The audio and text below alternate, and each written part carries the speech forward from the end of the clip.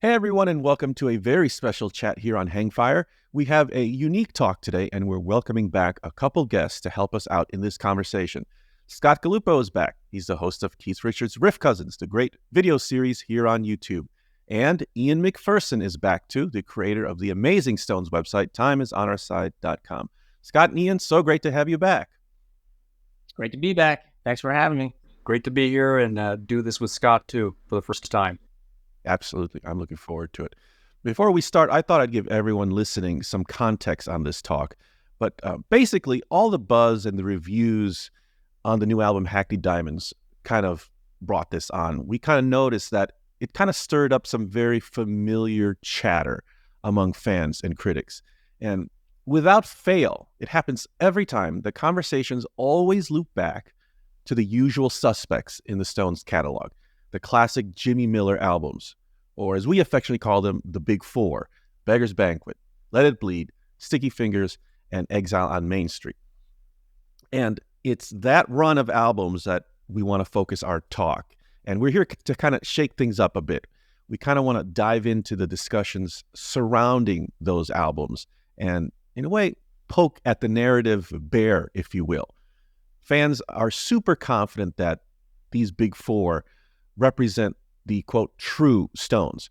But I think we're here to push back on that narrative. We know that the Stones have a natural musical fluidity, so could labeling any era as the definitive Stones era or sound be kind of off the mark?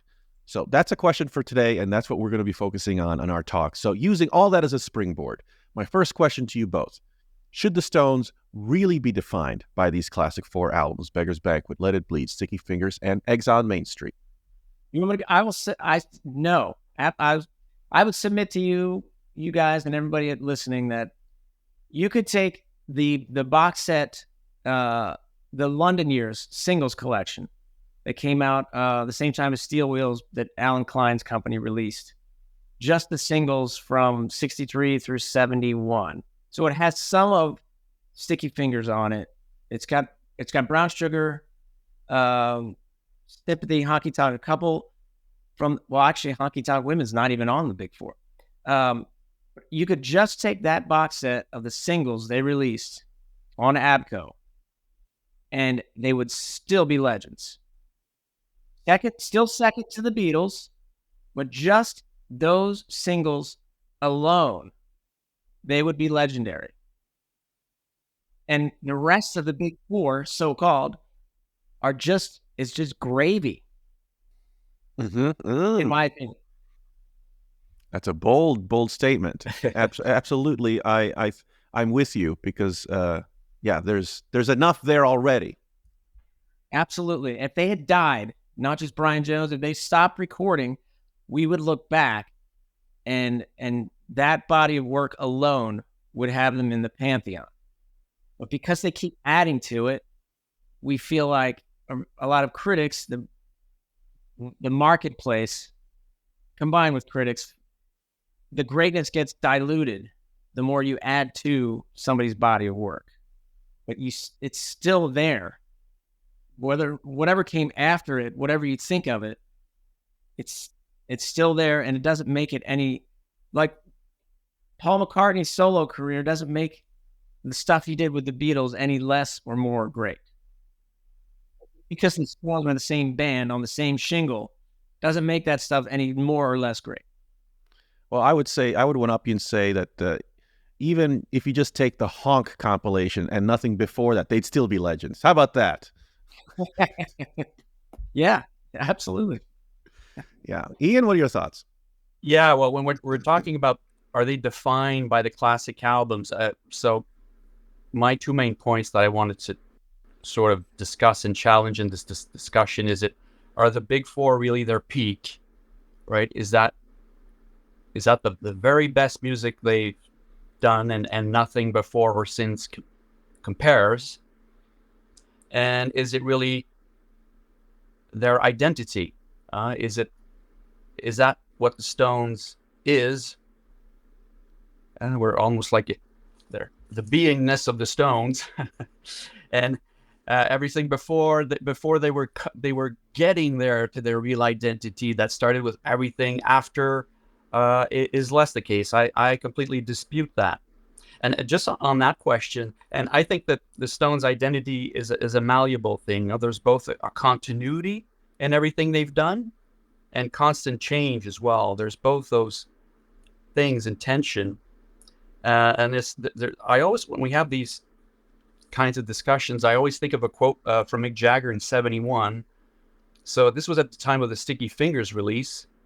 And what he says here indicates that in responding to the question, it's as if the question was actually seeing Sticky Fingers as a departure from their classic sound, ironically. Because Mick says, we're not that band anymore anyway. We're a bunch of different bands. English reviewers seem to have this weird idea of the Rolling Stones as being this band, and we've never been that band, but they imagine we are. We can do that band if we want to. I don't see why we can't make a record that doesn't sound like the Rolling Stones. We're not a brand like HP Sauce or something. I mean, that says it all there. And I think he's always said things along these lines, that the Rolling Stones is whatever the Rolling Stones do. People seem to kind of want to not admit that or something, like, because everyone has their own claim on the Stones, and it's strange that people don't want to admit that it's in the name. They're constantly rolling, constantly changing and adjusting. So it's intuitive, you'd think, but no one seems to want to embrace it. Part of it is just, when Hackney Diamonds came out, when people go back and forth, this is the best since Tattoo You, and we all laugh that everybody says that with each new album. And some of that is just that they stopped producing big hits after 1981. Yeah, that's very true. When people say that all those albums are from Undercover on aren't very good, chances are they haven't actually listened to them. What they just mean is they haven't put out a big hit, like since Start Me Up. That's all that really means. And there is something to that. There's a book, meaning to bring this up, I might as well bring it up now. A book by and he's an economist at the University of Chicago. I don't know if he still is, but his name is David Gallinson. And Justin, I'll give you the link to the book. It's called Old Masters and Young Geniuses, The Two Life Cycles of Artistic Creativity. And he studies not just art history, but art economics, the history of art economics, why, mainly in the world of painting, why certain artists, their later works are more valuable, or their very first, their younger works are more valuable in the marketplace, hundreds of years later in some cases. And he's got a frame where there are some artists who are experimental, meaning like Cezanne is one of his examples. They get better with age. That Cezanne was like meticulous about the button on a shirt, and he would spend a lot of time on just these little minute details. And he was like that. Michelangelo was like that. And he got better and better and better with age. Versus somebody like Picasso, who Gallinson, the art economist, calls a conceptual artist. I don't love these titles, but basically mean the concept explodes, and like Andy Warhol, eventually he doesn't even have to touch his art anymore. The concept is pure. I don't even have to touch it. It's not like Cezanne, or he's just meticulously getting better and better at his craft. So that's one way of explaining why does the marketplace value late Cezanne more than earlier. So with the Stones, trying to think about it inside that frame, you can say they stopped making hits after a while, or at least big hits. But as far as explosive concepts, they've had many of those. They didn't have just one.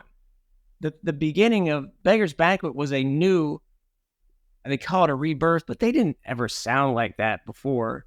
No. It's a return to blues, and not really. Not like 1960. Can I say something about, I think one of the things that defines that run of albums with Jimmy Miller, apart from the Keith's guitar tunings and all that stuff, old blues tunings, is the rediscovery or the bringing up older blues, acoustic blues, and older traditional country sources, in songs like Dear Doctor, whatever. So the roots are coming.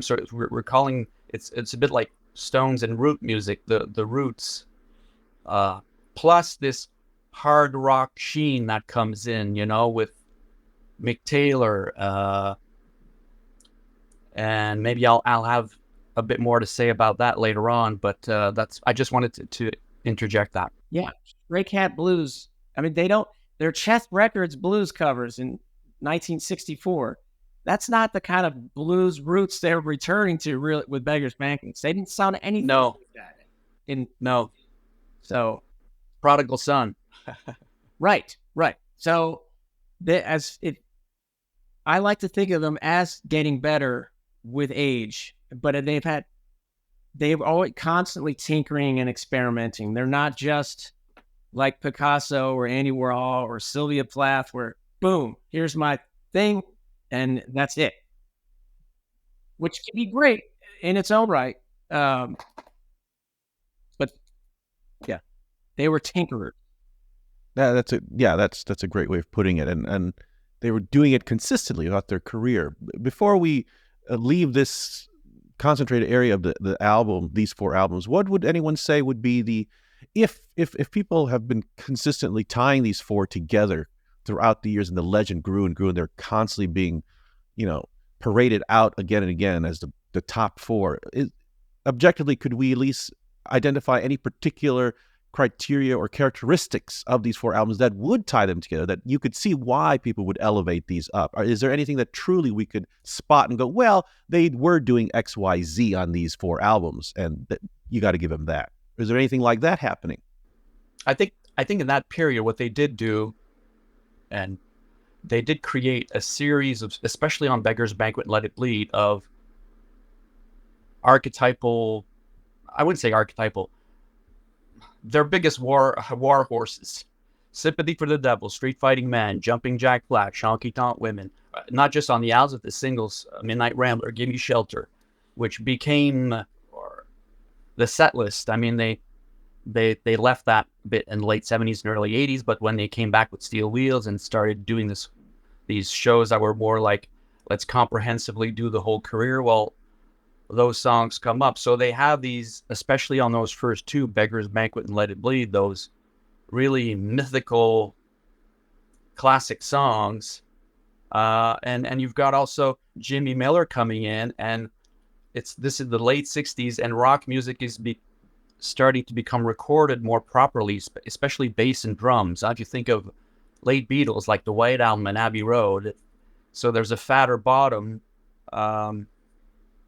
And I think the roots music is part of it. The Mick Taylor ingredient is a very important element. And yeah, those are some of the things that come to mind for me. Yeah, the world's greatest rock and roll band had Mick Taylor and Nicky Hopkins and Bobby Keys in it. You can't. I mean, the personnel is destiny to a certain extent. I mean, Nicky Hopkins' contributions to that period cannot be overstated. They're absolutely gorgeous and integral to why those albums are so great. A lot of Stones purists like to treat these classic 4 albums like as their true identity, like we've been saying.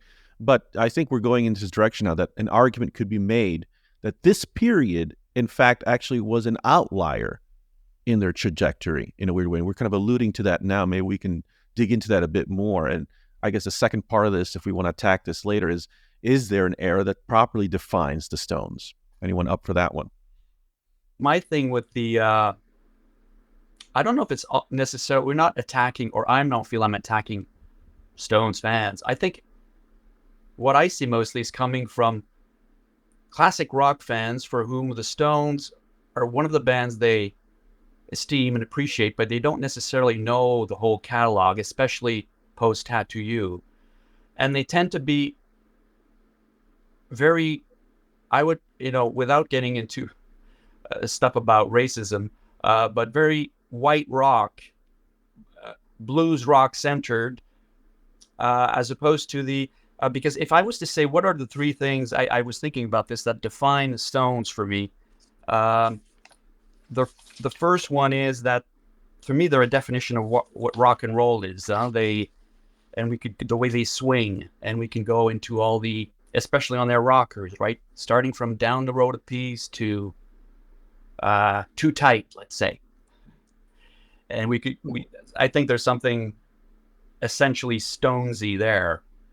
The second thing is I think they're a musically very eclectic group that started right at the beginning in terms of genres, right? They do Chuck Berry rock and roll, but they do coasters, tight 50s R&B, blues. They would be doing soul songs coming out from their contemporaries like Otis Redding, Motown, very popish stuff like their own songs like Tell Me or Under the Boardwalk. And that's the third thing I think is they're based in R&B and Black or African American music. And I think that's always been there and right from the beginning. And when people say cliche of the classic rock fan, will say, oh, I've got my Led Zeppelin 1-4, I've got my Beggars Banquet to Exile, and who's next? And that's all I need to own and know. That's the summit. And I think those albums, those Stones albums from that period, from the Big Four, they could be a bit Led Zeppelin-y in that sense. Like if you take an album like Sticky Fingers, where there's a lot of, Mick Taylor brought a lot of special things to the Stones, and Keith has said this and everything, but it also took away a bit from the classic weaving of the guitars that then came back with Ron Wood, where you have more of a separation with the lead and the rhythm. And say if you take a song like Sway, yeah, it's not the swinging Stones. I love the song, right? But it's very hard blues rock based with very clear separation between lead and guitar. And I think that would appeal to a classic rock fan who, sees Led Zeppelin, Deep Purple, and whatever as the pinnacle, and not Marvin Gaye, Stevie Wonder, Al Green, the Isley Brothers, Bob Marley. Yeah, I don't know. That guy's not going to like hot stuff. Pardon me. That guy's not going to like hot stuff. Exactly. But I think when the Stones started adding styles such as funk, disco, and reggae in the mid-'70s, they were not changing in any fundamental way. They were only doing what they always had done. They had always been steeped into Black musical culture. And I think Stones music, unlike a lot of white rock, has almost always been danceable, even at its raunchiest, from Around and Around to Street Fighting Man to Brown Sugar. And you could add from Start Me Up to Undercover of the Night to Saint of Me to Angry. To me, that's what the Stones is, or that's one of the things that Stones is, danceable rock. Yeah. And which is rooted in R&B. And the Stones themselves, I think, have always seen or felt themselves to be more aligned, for the most part, with Black or African American music, blues, R&B, soul, funk, gospel, and Jamaican reggae. Just to buttress this point, there's some quotes here. This is Barbara Sharon, who was the first Keith Richards biographer, wrote articles about the Stones in the mid-'70s. So she attended the Stones session during Black and Blue in 74, 75, and she wrote, of the 20-odd records in the room, several Stones albums are the only white music in an Al Green, Stevie Wonder, and Jimmy Cliff collection. I've got Mick Jagger here in 75 who says, I don't consider myself the best rock star, and I never have. There are a lot of people who are good, and since I'm not really interested in white rock and roll, I never go and see them. Keith Richards in 76 asked if he listens to Jeff Beck, said, I only really listen to Black music these days. I ain't too interested in white bands, rip off white bands, ripped off Black bands. And finally, Mick in 77, I like this quote because it's really, it gets to the core about, the specialness of rhythm in the Stones music and how it's not the stilted white rock. and he was asked about punk rock, and he says, I mean, I've never really liked what goes for white rock and roll, never ever come to that. Speaking as one white person to another, smirk.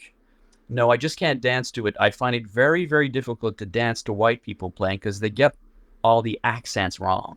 It's not even that it's too fast. It's just that all the accents are in the wrong places. I mean, I've really always felt like that about white rock, from Elvis to the Sex Pistols. And I'm not going to stop thinking that way because of any new band. Wow. I love that quote. And I love that it's a technical answer in a way. It gets at some more, things you could hold on to as to the differences between the two musics. Like, think of the 400 odd songs that became classic rock radio in the 80s and 90s.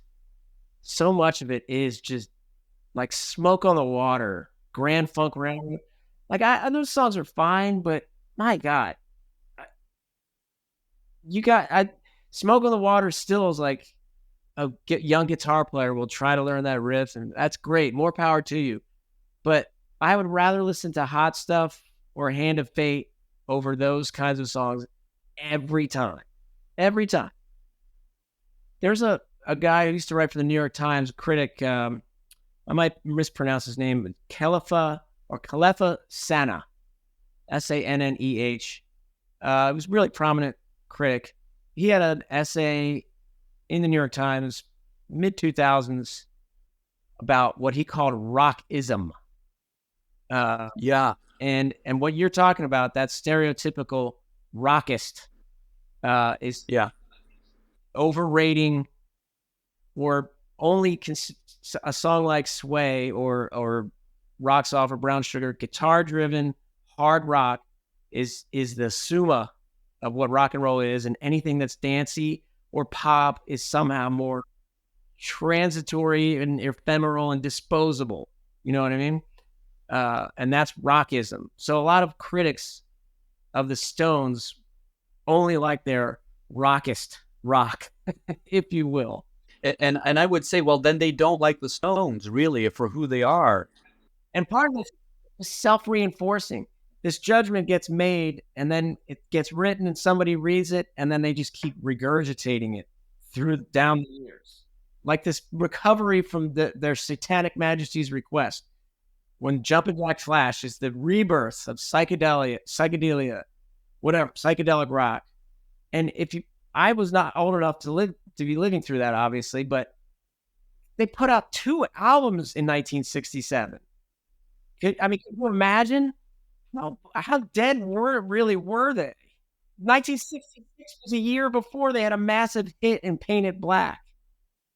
They were Aftermath, their first album of all original material.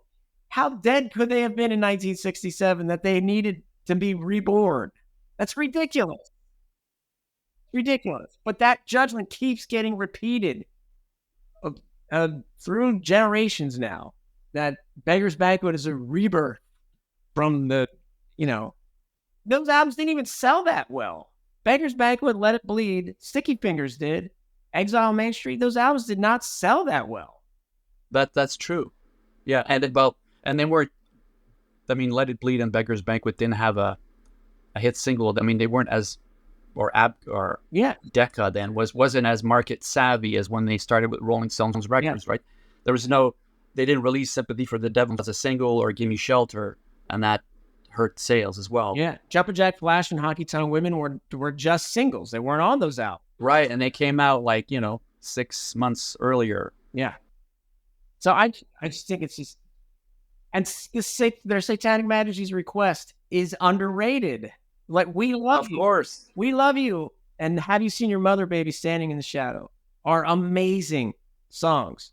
Again, if they stopped recording after the London years, you would be looking at We Love You and Have You Seen Your Mother, think those are right up there with the best of the Kinks and the Who, and they're like footnotes because of all the greatness that came after it. So part of they're victims of their own prodigious output. What are most people missing when they venture through the Stones albums, post-Exile on Main Street? Because it seems like obviously people say, oh, like Exile, the big four, and then Some Girls. There's a big gap there, which is, for us, offensive to have that gap. So what are people mostly missing, you would say? Just all the different branches they continued exploring. And for me, I don't even know. I love the so-called Big Four. Some of those albums, Exile is tied for my favorite album. But for me, Some Girls to Undercover is another Big Four for me. And I probably even prefer it. Doesn't mean I think it's better, but I think, for one thing, as great as Charlie Watts always was, and I love the live Mick Taylor years, 72, 73, they were so hot. I think they swung more as a band in 78 and 81. I think Charlie got better. Any track on Some Girls, just something like Just My Imagination, is mind-blowing for me. And every single song on Tattoo You is like a masterpiece. That's, for me, for many, many reasons. What Mick does with the vocals on every song on the ballad side. We were talking about on our Undercover talk, you and I, Justin, about Mick creating this little vocal symphonies. So there's so many things to and Keith's ballads on the later albums, right? It's very soulful R&B, slightly jazzy ballads that you get on Bridges to Babylon. You're missing out on all that stuff as well. I did a little video after Charlie died, just top 5 examples of why Charlie is not simple, people overlook his style whenever they say, oh, he was just a simple, solid, steady backbeat. Like, no, he was a very busy drummer in some ways. But all 5 of my examples were from 1978 on. I didn't even really plan that, I don't think, but all of my favorite Charlie parts, for the most part, are from 1978 on. That's probably true for me also. He'd had some great drum parts, but he did not really come into his own, in my opinion, until his 30s and 40s. And then Ronnie and Keith, I think Ronnie got Keith away from being so blues driven. Ronnie was more R&B and pop kind of a guy, right? And their sound changed. Obviously, Mick was driving more punk rock, new wave, but Ronnie, and the way that Ronnie and Keith, the rapport that they developed was very different from what Keith sounded like before. I think the things he came up with, like Little TNA, he would never with without Ronnie, in my opinion. I think for me, the thread that makes it very simple for me to be very, brave, if for lack of a better word, to explore all of their catalog, especially post-Exile on Main Street, especially post-Tattoo You, especially post-Steel Wheels. I want to make sure I cover all my bases to make people know that I don't just talk about, hey, let's just include Tattoo You more. No, I want to say let's include Bridges to Babylon more in these conversations. My point is, I think I'm primarily, I have to figure this out for myself, a fan of the Stones as musicians, and not necessarily always as songwriters. Obviously, that's what makes them special, obviously. And I would even suggest that perhaps that might be the thread that's most, quote, consistent in the Big Four. The songwriting was there. Right. And so that's what makes it most celebrated. I get it. But their musicianship never faltered. In fact, that's probably why I also love those other 4 albums you mentioned, the next Big Four that you mentioned, Ian, in the late 70s, Some Girls to Undercover, because it got better and better. And I love listening to the musicianship improve and listen to it, deliver. And I think most people miss that, or they don't care, or they don't put as much value on it. That's very true. When we were doing your Undercover track by track, we said that, like, even in songs that less than stellar, It Must Be Hell or whatever, it's always, if you really like them as musicians and what they're doing in the interplay between the guitars, bass, drums, it's always fascinating, and you fall in love with that stuff. So, and even if the song is not "Gimme Shelter,"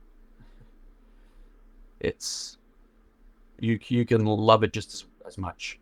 Contrary to what most people feel and what I always see in the conversations, should the Stones have ended after Exile on Main Street? Most assuredly not. No. And nobody would have even said that at the time, because it takes the fullness of time to really appreciate how great that record is and was. And who's to say? Yeah, exactly. There may be things 50, 100 years from now that do finally get discovered and appreciated. But all the three of us and many thousands of other people derive a tremendous amount of pleasure from all these other albums. And whether or not, whatever the regurgitated critical reputation of the band is secondary to our personal enjoyment of that music. And that's what it's all about. I completely agree. I mean, that those kinds of claims, they should have ended in 72 or 74. They're completely insane. Now they're a reflection of a very narrow view of what the Stones are, not just supposedly what their musical peak was. And they made albums superior, in my view, to what they did in 73 and 74 later on. So what we view as classic is a reflection of where we come from with our own age, the time we started enjoying them, our environment, the narratives we're subjected to. Totally. And that reminds me actually of a point I wanted to get to earlier, which was the Big Four really being a heavy influence on the kind of, for lack of a better term, white classic rock vibe. And it can be a little bit of a trigger, for lack of a better word again, for when an album like Black and Blue comes on, where it's a very spacey album in terms of structure, of the song, I would say. Compositionally, these are very loose jams and dance tracks, and it gets you moving. So, like you said, Scott, something like Hot Stuff would offend someone who was primarily a fan of those early albums. But then they're not really enjoying or hearing. I mean, Brown Sugar is completely danceable, right? It's so they're not really, they're just appreciating a certain aspect of the music, but not the fact that it's always been danceable rock. And I'm glad you brought up those albums, because to me, I think Black and Blue is, with all of the genres, various forms of danceable rock, soul, blues, reggae, funk, even something like Hey Negrita, which is really dancey funk rock track, funky. It's still a rock track, but it's funky. I think it's more representative of the Stones' career as a whole than something like Sticky Fingers. And they've always been a band who do all these genres. Exile is full of, it runs the whole gamut of American musical, gospel, soul, blues. It's all there. And I've made this point before with Justin. Exile on Main Street is produced and arranged. Like, it's not, whenever the Stones are at their greatest when they're raw and not too slick or not too glossy. And which is not to say that Exile on Main Street is glossy or slick, but it is very much produced. It is an artifact of a recording studio and recording technology. Got horns and background singers, and so it's not just guys on a porch. It's that's another myth, along with the rockist prejudice, if you want to call it that. It's the prejudice that it has to be raw and everything handmade, and anytime there's a drum machine or a synthesizer, then they've deviated from the core mission of what the Stones are supposed to be about.